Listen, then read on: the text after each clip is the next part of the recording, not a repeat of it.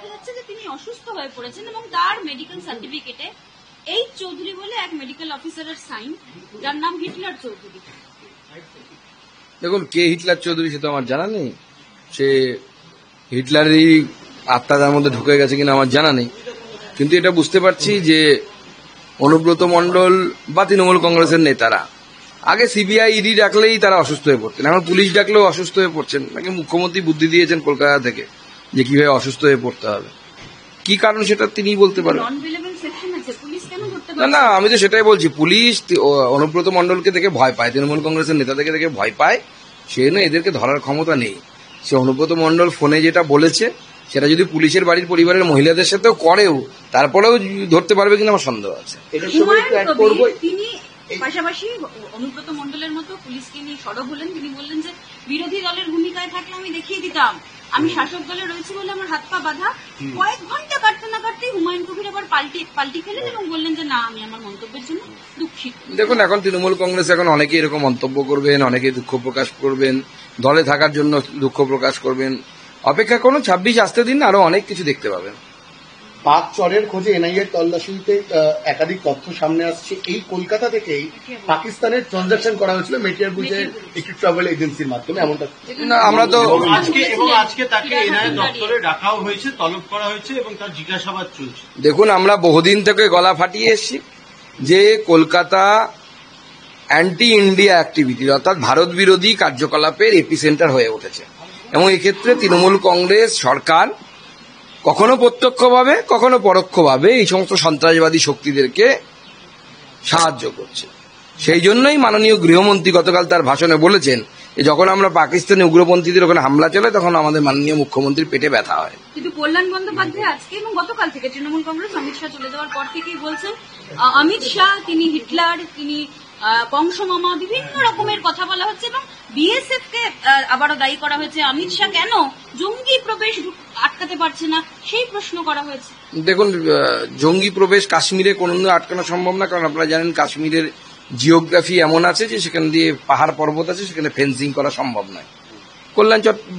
কল্যাণবাবুকে আমি চ্যালেঞ্জ করছি, উনি যদি করতে পারেন ওকালতির বুদ্ধি দিয়ে করে দেখে দিন।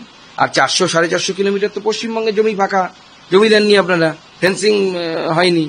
তো কল্যাণবাবু এখন অপ্রকৃতস্থ মানুষ, বয়স হয়ে গেছে, নেশা ভাঙটাং করেন বলে লোকে বলে, তো সেই জন্য তিনি কখন কি বলেন তার বিষয়ে বেশি খুব একটা গুরুত্ব দেবেন না। চন্দ্রিমাদিরা গতকাল আপনাকে নিয়ে অভিযোগ করেছেন যে সুকান্ত মজুমদার তিনি দায়িত্বপ্রাপ্ত মন্ত্রী, রাজ্য বিজেপির সভাপতি, তিনিও মমতা বন্দ্যোপাধ্যায়কে নিয়ে অপমানজনক মন্তব্য।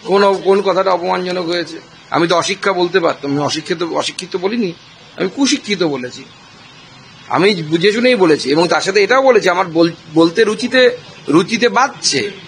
দুর্ভাগ্যের বিষয় আমাদের মুখ্যমন্ত্রীর এক এক সময় এমন এমন মন্তব্য এবং এমন তার অ্যাক্টিভিটিস আমাদের লজ্জা লাগে যে ইনি পশ্চিমবঙ্গের মুখ্যমন্ত্রী, ইনি বাঙালির মুখ্যমন্ত্রী। যে বাঙালি প্রফুল্লবাবুর মতো, বিধানচন্দ্র রায়ের মতো, সিদ্ধার্থ এমনকি জ্যোতি বসুর মতো শিক্ষিত মানুষকে মুখ্যমন্ত্রী হিসেবে পেয়েছে। শর্মিষ্ঠা কনৌলিকে নিয়ে কলকাতা পুলিশের এত বেশি সক্রিয়তা, আপনি গতকাল এক্সএন্ডেলে পোস্টও করেছেন।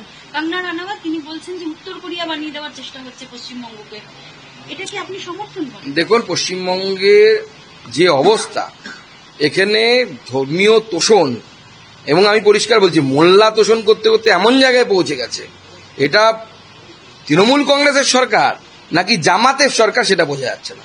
এই কোন একটি মেয়ে, বাচ্চা মেয়ে 19 বছর বয়স, সে কি একটা পোস্ট করেছে এবং পোস্টটাকে ডিলিটও করেছে। আচ্ছা, মহুয়া মৈত্র যখন শিবলিঙ্গ নিয়ে এত কথা বললো, কই তাকে তো অ্যারেস্ট করা হয়নি?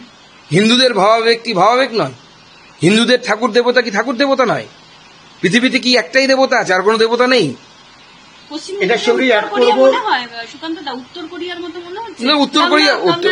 উত্তর কোরিয়ার থেকে কম কিসে আছে?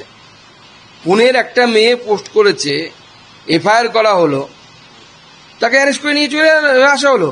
আর যে ভদ্র মহিলা, ভদ্র বলা উচিত কিনা আমি জানি না, আমার উচিত ভদ্র বলতে সংস্কৃতিতে বলে তাই বলছি, শিবলিঙ্গে কন্ডম পরালো, সে মহিলা বহাল তো বিয়েতে সাংসদ হয়ে গেল।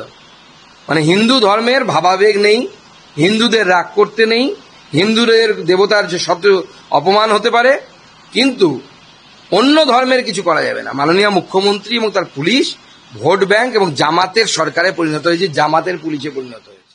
আমাদের ভিডিও ভালো লাগলে লাইক এবং শেয়ার করুন। কমেন্ট সেকশনে গিয়ে জানান আপনাদের মতামত। আরও ভিডিও পেতে আমাদের চ্যানেল সাবস্ক্রাইব করুন এবং প্রতি মুহূর্তে খবরের আপডেট পেতে প্রেস করুন বেল আইকন।